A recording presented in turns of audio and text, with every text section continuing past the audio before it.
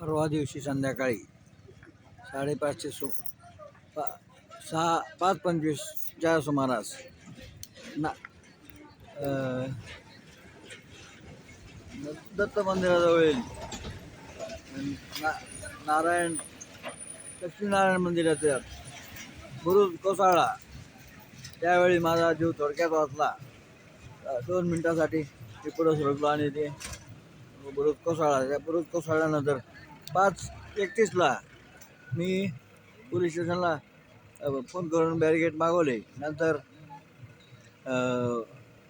हे वाहतूक नियंत्रण केले व नंतर मी मंदिराचे मालक विश्वस्त बापूराव गोसावी असे यांना माहिती दिली व पुढे कामासाठी गेलो.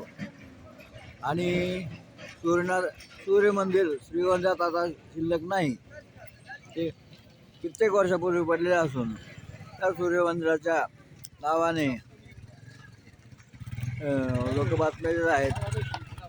सूर्य मंदिर अस्तित्वातच नाही तेव्हा त्याचा बुरुज कुठं असणार. लक्ष्मीनारायण मंदिराला लोक सूर्य मंदिर म्हणतात आणि त्यामुळे या ज्या शिव्या घेण्याचं ते चाललंय, केविलवाडा प्रयत्न चालला आहे, हा अत्यंत निंदनीय असून त्या घटनास्थळी पहिला जाणारा पत्रकार मीच होतो.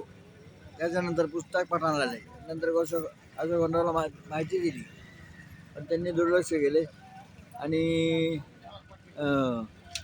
मी त्या घटनास्थळापासून एक 10 फुटाच्या अंतरावर होतो.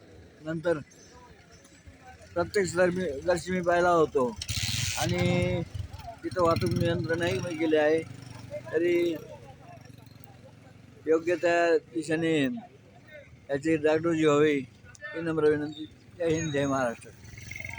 श्रीगोंदा एक्सप्रेस व नारदवाणी न्यूज करिता संपादक रमेश गांधी, छायाचित्रकार सुरेश गांधी. जय हिंद, जय महाराष्ट्र.